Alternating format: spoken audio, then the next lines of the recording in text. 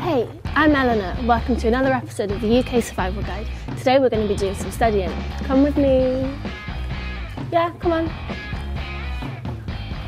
Come on.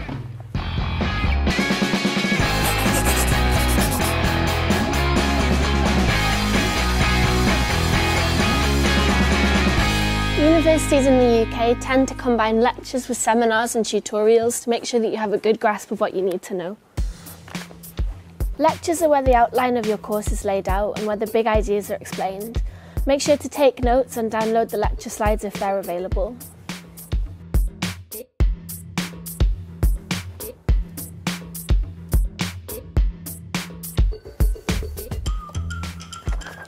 Attendance is very important and monitored by the Home Office, so if you fail to attend a certain percentage of lectures, you're likely to be expelled, so you should definitely go, there's no but.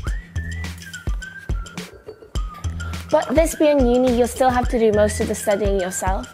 After class, you can do reading and researching to fill in on the facts and internalise any formulae that you might have learnt in class. Afterwards, you'll have seminars, which are much smaller group discussions than the 200 plus people lectures that you'll be having. You might also have some tutorials where a member of teaching staff will help you through any difficulties you have with the information, so you can have a greater insight. Hey. So, anyone done the reading this week? Did you do it? Did you do it?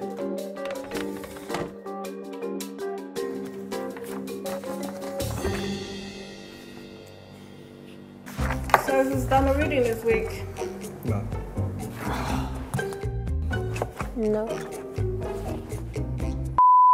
Having too much self-study time can also be a curse sometimes, so that's why it's important to be disciplined and set yourself small, manageable tasks every day so that you don't leave everything till just before exam week. Group projects, essays and presentations are some of the main forms of assessments you're going to get. Group projects are very common and they usually involve doing tasks such as researching and writing up a report, devising and carrying out an experiment, or working together collaboratively to create something new. Hey. Hey. Can you check this out, please? Whoa. I'm sick of this. It's always me, every single time. You don't do anything. What is this?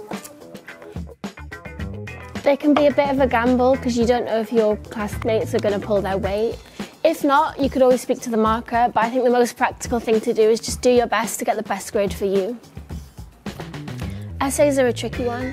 Learning the basic structure will help you fashion a coherent set of ideas into an argument, and any of the extra research and study you've done in your self-study time will help you build on your ideas. If writing in English isn't your strong point, you can always organise a session with study skills or student support in the library or elsewhere to help you out. Make sure you proofread it before handing it in. Getting a native speaker friend or tools like Grammarly to read it through could be very helpful. Make sure you use whichever reference system your university uses too. I think there should be a comma there. If you're suspected of plagiarism, you may not be able to continue with your course. Some universities will let you run your essay through a plagiarism tracking tool before you hand it in officially, so I would definitely suggest to do that and read it through and make sure you check it before you give it in. Finally, when you hand in, make sure you leave a couple of hours before the deadline for the system to process it. Sometimes so many people try and hand it at once that the system gets jammed and then everyone's is late. You might end up failing that class because of the late penalty, so make sure you don't. When you have a presentation, remember to dress professionally. You don't need to hire a tuxedo, but maybe forget the ripped jeans. Also remember to rehearse and practice before you present, ideally in the same room that you'll do the presentation. Don't put everything you want to say on the slides. You'll end up reading off the slides or appearing to do so. People will wonder why they have to listen to you when they can just read off the screen. Neither should you put different but still long texts on the slides. It will distract your audience from what you have to say. No long texts, period. Exams aren't life and death, as different schools and even different departments have different approaches to calculating your final grade. Some value exams more than coursework and some the other way around. Check the passing grade for your course. That's usually 40% for undergraduates and 50% for postgraduates, if that's what you're aiming for. D for degree A. If you want to get a distinction or a first class honour, you should aim for 70% or higher, which might not be as easy as it sounds. The heart of university life isn't the lecture hall, it's the student union bar. I mean the library. There are PC spaces and desks available for you. Photocopying machines, scanners and printers will also likely be available at your university library. If you want a seat, be sure to get there early, especially during exam season. If you're planning to camp out in the library, make sure you know the food and drink rules, as taking a bite of that apple could get you all the angry stares and might even get you thrown out. You can of course borrow books from your university library, and most universities will let you renew online so you don't have to carry a big stack of books in just to take them home again. Know that you also have the option of requesting books from a different institution via your uni. Once they arrive, just pick them up from your librarian. Your student ID will also let you read most online journals and articles for free, even from your own home. You can also book one of the library rooms for group project discussions and to study with your revision group. Last but not least, don't forget that your university is there to help you excel. So if you have any issues, don't hesitate to ask someone.